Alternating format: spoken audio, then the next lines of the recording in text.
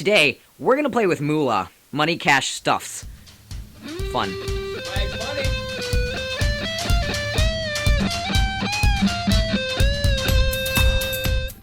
What's up, my magical minions? Welcome to the 9th day of Tricksmas. Today, we're gonna be teaching you some of the basics of coin magic. We're gonna be teaching you French drop, a simple switch, and finger palming. These are all really important for most coin routines. I'd say almost every coin routine you see will have one of these in there.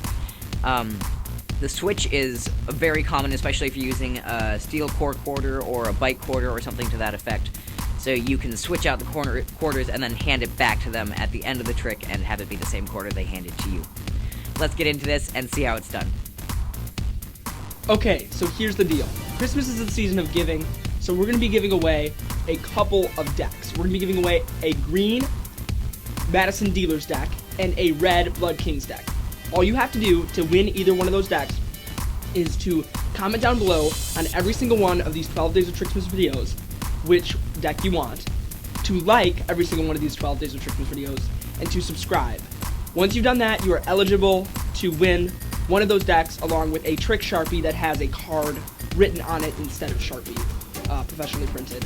So we will leave links to all those goodies down below in the description. Thanks for watching this little blurb. Let's get on to the rest of the video. Alright, so let's start off with a French drop. A French drop is used for most disappearances or transitions. This one is particularly simple to teach, or particularly simple to do. You've got, so what you want to do is you want to hold it between your thumb and middle finger, or some people do it between their thumb and pointer finger. I prefer thumb and middle. So, but you want to have it in kind of a circle like that. And what you want to do is you want to take your thumb of your right hand and put it in that gap right there underneath the quarter. And as you start lifting up, you just want to drop and let that quarter fall, but pretend to grab it in this hand. So you're keeping it right here in this hand, but it looks like you've got it in this hand. And this is a prime time to remember. Always look at where you're misdirecting to. I know I say this almost every time I'm on, but look at where it's supposed to be, because if you don't look, they won't follow your hand. Just like that. So, you've got the quarter in your left hand in a circle like that, and you can take, what you want to do is you want to take your thumb and put it up, it's up against almost your left hand thumb there, so that the quarter can fall down without running into your thumb. And as you're lifting up, you want to drop and pinch like you're grabbing something. One thing that I was told is you want to pinch at the end of your fingers, even if you'd be grabbing it with down there. You want to pinch with the end of your fingers just so that psychologically people see your fingers together and think that you're holding something. So you want to pick it up like that and then just take this hand away. You can dump it in a pocket, or you can just keep it in your hand if you're going to use it later.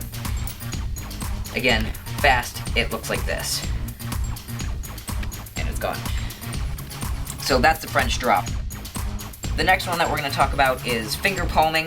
So palming a quarter, or palming a coin is generally easier if you're using a large coin like a 50-cent piece or a silver dollar or something like that. But it's doable with quarters too. It's very similar to a sponge ball flat palm, actually. You want to put it in the very center of your hand and then bring your thumb, the ball of your thumb in just a little bit and pinch it with the edge of your pinky here. So ball of thumb and the outer side of your palm there.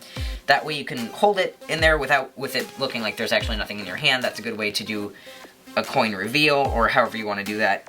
But if you do a French drop, you can also drop it into a palm position there and take it away. So that's a palm.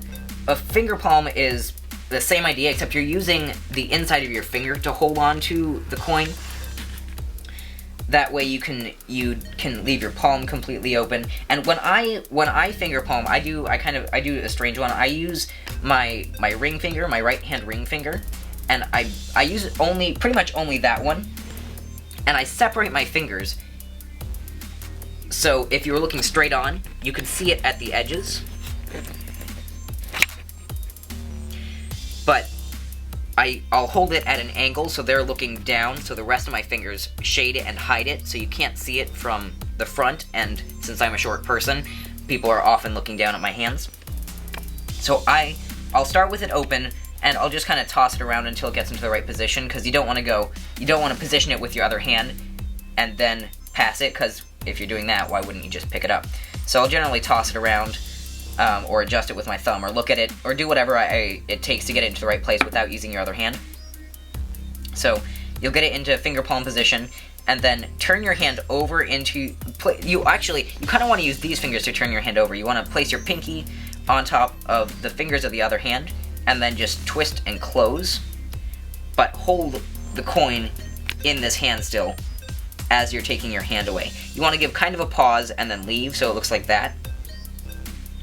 And keep your fingers a little bit open. Usually there's a little bit more quarter sticking out by your middle finger, so you can leave that one closer. But you want to leave your hand open as open and vulnerable as possible, so it looks like you wouldn't be holding anything in there. And remember, again, keep your eyes where the coin is supposed to be. So, steps are, get it into the right position, finger palm right by kind of the ball of your knuckles, the underside of your knuckles, if you will. And then, so brace it between that and your first knuckle there.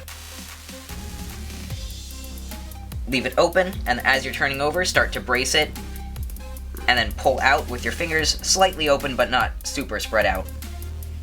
And keep your eye on this hand. That way you can take it away with that hand. So this last technique pertains mostly to tricks that use foldable quarters or steel core quarters, for if you're using the Raven or if you're going to do a bite or something like that.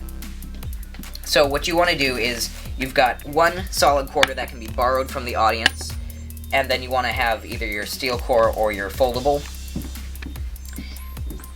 And get into almost, actually, you want to have your foldable coin or the gimmicked coin in a finger palm position, and the coin that they gave to you, or the coin that you're borrowing, have that in, just pinch it between finger and your thumb and first finger, so it's very open and vulnerable, and it's just a toss like that.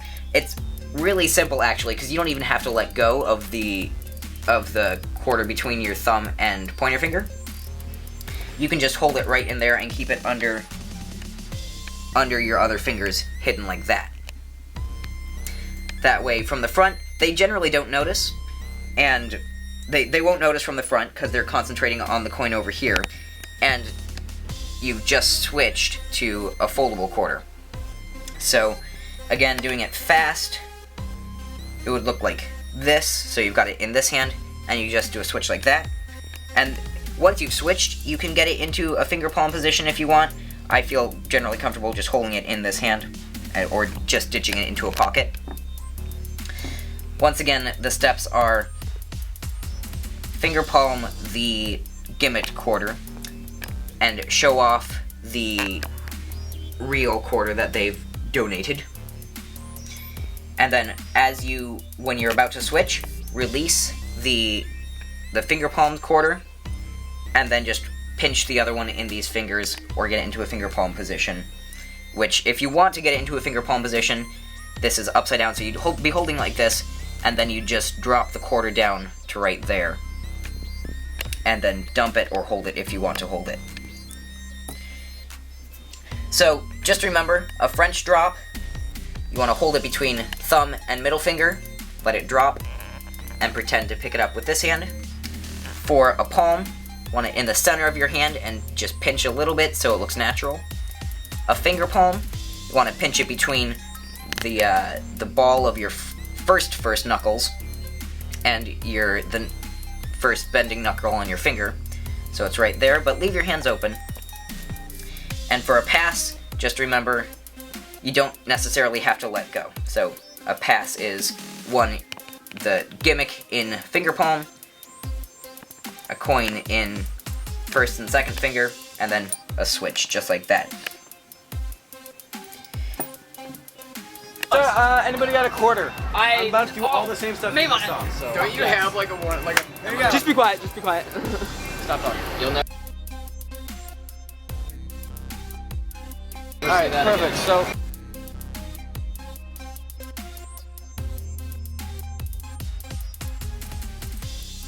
No, you will. I promise. It's right here.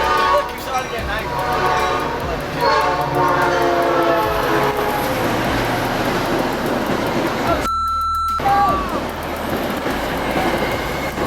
Oh my gosh! Oh! Ah! Ah! you guys want to do stuff with rubber bands? I hope you enjoyed the 9th day of Tricksmas. Come back tomorrow and we'll be teaching you some more cool stuff. Always remember, go blow some minds.